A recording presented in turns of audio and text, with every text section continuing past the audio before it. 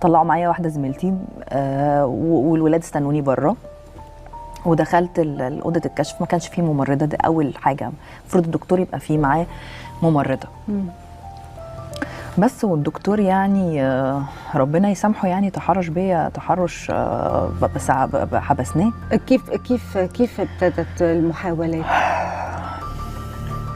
يعني هو المفروض انه حدود كشف ومعروفه. لحد بيشتكي من الم في الصدر، زور، سخونيه.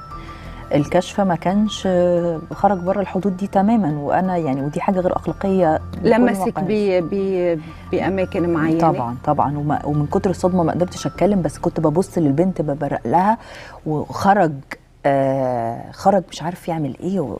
قبل ما يجي يخش تاني يكتب روشته، حكيت لها انا عماله بقول لك انت مش شايفاني، مش قادره. قالت لي انا ما فهمتش انت بتقولي ايه.